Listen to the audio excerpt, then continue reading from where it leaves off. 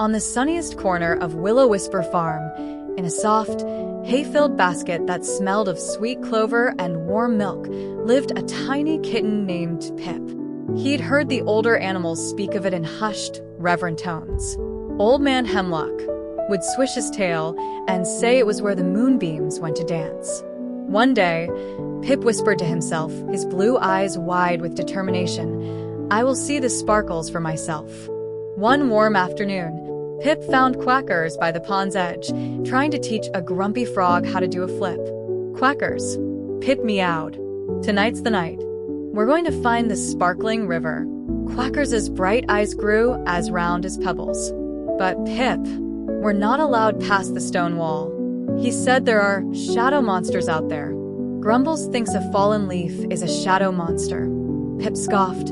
"We'll be brave. Think of it, Quackers. A river of sparkles.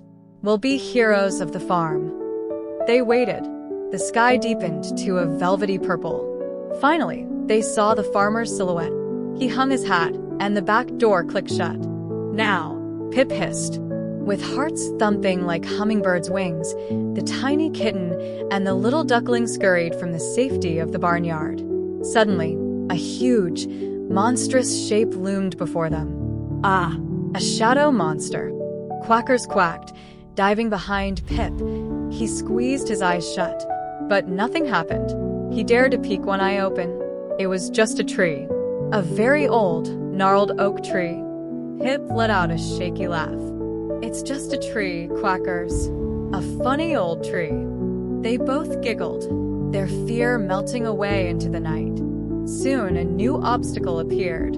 A wide, muddy puddle. "Oh, dear," Quackers said, his adventurous spirit slightly dampened. "My feathers will get all mucky."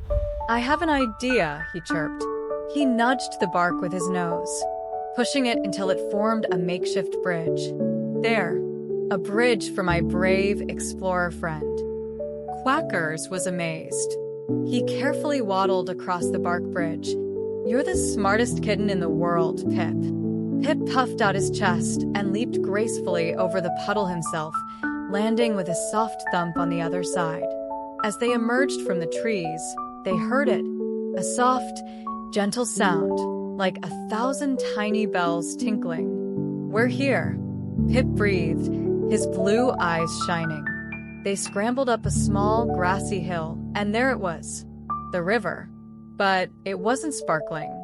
It was just a regular, dark river. Pip's ears drooped, his whiskers now wilted with disappointment. He had imagined a river so bright it would hurt his eyes. All their bravery, the scary tree, the muddy puddle, for nothing. Just as a wave of sadness was about to wash over him, something flickered in the corner of his eye. A tiny, greenish-gold light blinked on. Soon, the air above the water was filled with them. Hundreds, no, thousands of tiny lights, winking and blinking, rising and falling in a silent, magical dance. The river wasn't made of sparkles. It was reflecting them.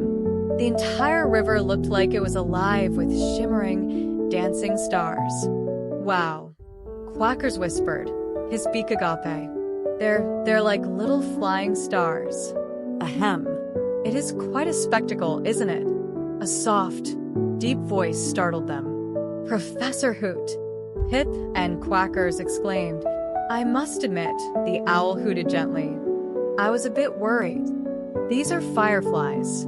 They create their light through a special chemical reaction. They do it to talk to each other, to find friends in the dark." Suddenly, a loud grunt echoed from the path behind them. Grumbles the pig trotted into view, his snout twitching. He nudged a small bundle of juicy, red berries towards them. "Found these. Probably sour. You shouldn't eat them." Pip and Quackers knew this was Grumble's way of saying he was worried and he cared. They nibbled on the sweet berries, their hearts full. Professor Hoot led the way back to the farm, his silent wings a comforting presence above. Grumbles trotted alongside the little adventurers, grumbling about the unevenness of the path, while Pip and Quackers chattered excitedly about their discovery. When they slipped back through the stone wall, the farm was quiet and bathed in soft moonlight. It felt safe and familiar, but Pip saw it with new eyes. It was his home, but he knew now that just beyond its edges, the world was filled with wonder. Tucked back in his warm basket, Pip curled into a fluffy white ball. He could still see the dancing fireflies when he closed his eyes.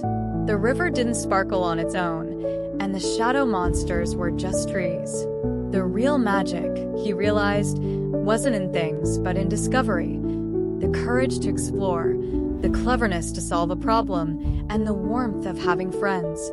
He licked Quackers' head when his friend came to say goodnight. A soft purr rumbled in his chest, a sound of pure contentment. He was Pip the Explorer, and he knew, as he drifted off to sleep, that this was only the first of many grand adventures to come.